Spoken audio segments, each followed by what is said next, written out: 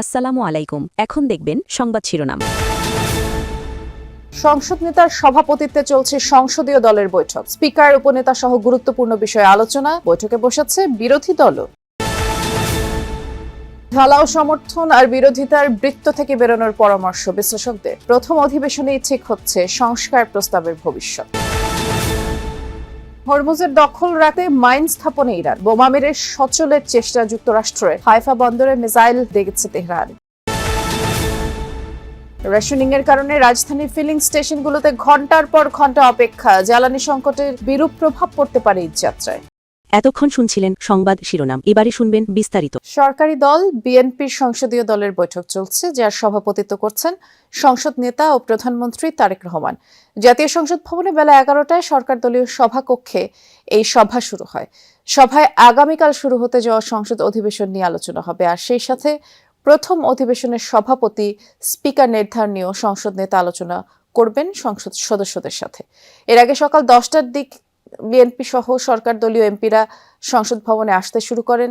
তারা আশা করেন এবারের সংসদ কার্যকরী, প্রাণবন্ত হবে।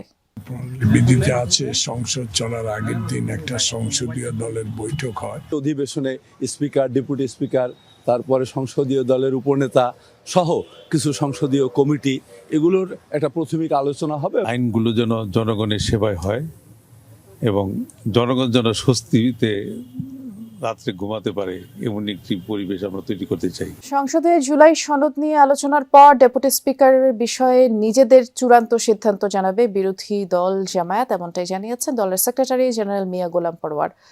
আপাতত সরকারের প্রস্তাব নাকচ করেছে জামায়াত সহ 11 দল।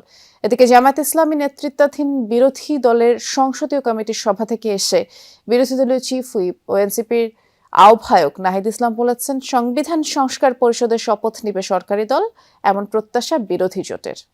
শপথ যেহেতু আমরা নিয়েছি সংবিধান সংস্কার পরিষদের সদস্য হিসেবে, সরকারি দল নেয়নি, আমাদের একটা দাবি আছে যে সংবিধান সংস্কার পরিষদের শপথ নেওয়া এবং এই সংসদটাকে সংবিধান সংস্কার পরিষদ হিসেবে কার্যকর করা। জুলাই চার্টার নিয়ে আলোচনা হবে, সংস্কার নিয়ে আলোচনা হবে, সংবিধান সংস্কার পরিষদ নিয়ে আলোচনা হবে।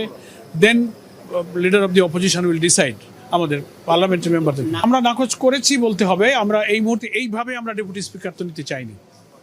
সংসদে আলোচনা হবে, জুলাই সনদের প্রশ্নটা আগে নিষ্পত্তি হতে হবে। আসলে দুপক্ষের বৈঠকে শেষ হয়েছে, অর্থাৎ সরকার দলীয় সংসদীয় কমিটির বৈঠকে শেষ হয়েছে এবং অন্যদিকে জামায়াত ইসলামের নেতৃত্বাধীন যে বিরোধী দল তাদের বৈঠকও শেষ হয়েছে। একে একে নেতারা বেরিয়ে আসছে। বিএনপি স্বরাষ্ট্রমন্ত্রী সালাউদ্দিন আহমদকে আমরা দেখতে পাচ্ছি, ওনার সঙ্গে কথা বলার চেষ্টা করবো। আসলে স্বরাষ্ট্রমন্ত্রী সালাউদ্দিন আহমদ আজকের বৈঠকের বিষয় নিয়ে উনি হয়তো কথা বলবেন। আজকে পার্লামেন্টারি পার্টির বৈঠক হয়েছে আমাদের, এটা মাননীয় চিফ হুইপ সাহেব সবাইকে বলবেন বিস্তারিত। আমার মনে হয় 1টার সময় একটা প্রেস ব্রিফিং করবেন। সাংবিধানিক সংস্কার অধ্যাদেশের ভবিষ্যৎ নির্ধারণী সংসদ কাল বসছে। জনমানুষের ভোটে নির্বাচিত এবারের সংসদ নানান কারণে গুরুত্বপূর্ণ বলছেন নাগরিক ও বিশ্লেষকরা। ঢালাওভাবে সমর্থন বা বিরোধিতার বদলে গঠনমূলক সমালোচনা করবেন এমপিরা। আইনের শাসন, দ্রব্যমূল্য নিয়ন্ত্রণ, নিরাপত্তা সহ জনগণের প্রত্যাশা পূরণে কাজ করবে এবারের সংসদ, এমন প্রত্যাশা তাদের। বহু বছর পর এবার প্রত্যক্ষ ভোটে জনপ্রতিনিধি নির্বাচিত করেছে জনগণ। অধিকার ও গণতন্ত্র পুনরুদ্ধারের সে লড়াই ছিল রক্তক্ষয়ী। তাই হয়তো নির্বাচিত প্রতিনিধিদের কাছে এবার প্রত্যাশাও অনেক বেশি।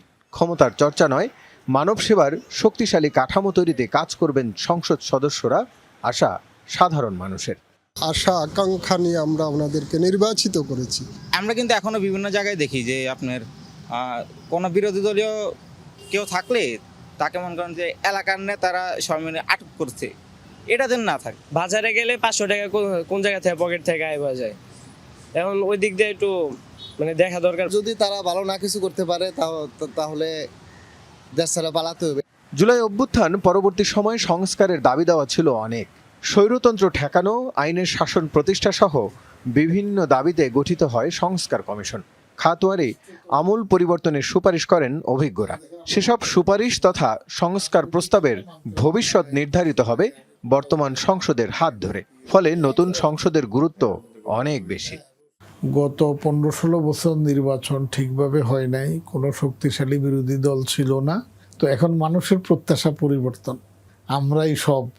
আমরা তো মেজরিটি এরকম মনোভাব না রেখে যদি এটা সুন্দরভাবে চলে, তাইলে আমাদের ভবিষ্যতে গণতন্ত্রের একটা শুভযাত্রা এখান থেকে শুরু হতে পারে। শতকরা 70% সংসদ সদস্য নতুন, আগে তাদের অভিজ্ঞতা ছিল না, আর তার উপরে ওইরকম প্রায় 70% হলো ব্যবসায়ী।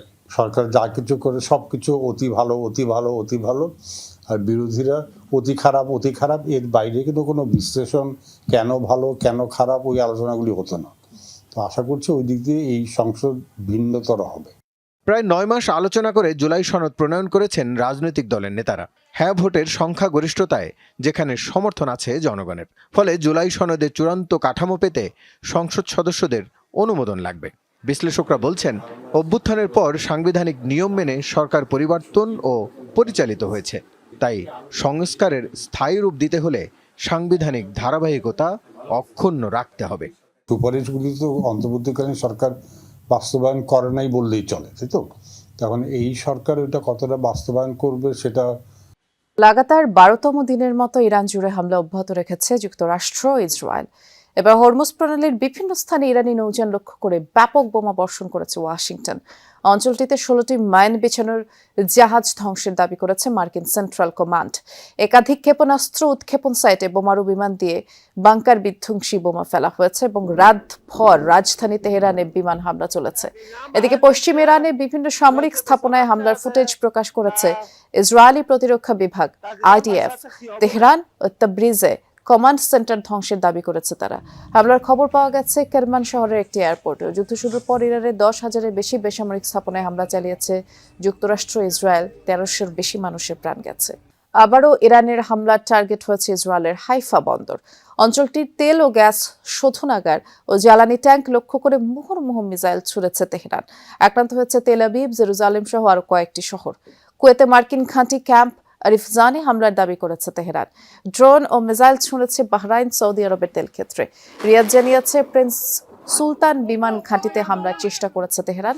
মিসাইল ছুঁড়েছে সৌদির পূর্বাঞ্চলে, তবে সেগুলো ভূপাতিতের দাবি করেছে রিয়াদ। কোনো ক্ষয়ক্ষতি অথবা হতাহতের ঘটনা ঘটেনি বলেও জানিয়েছে। সংযুক্ত আরব আমিরাতের আবুধাবিতে একটি জ্বালানি স্থাপনায় ড্রোন হামলা চালিয়েছে ইরান। তাতে আগুন ধরে যে গুরুত্বপূর্ণ স্থাপনায় কেউ হতাহত হয়নি। অবশ্য কার্যক্রম বন্ধ রেখেছে অঞ্চলটির সবচেয়ে বড় তেল শোধনাগার। যুক্তরাষ্ট্রের তেল ও গ্যাসের মূল্য বৃদ্ধি সাময়িক বলে দাবি করেছে ওয়াশিংটন।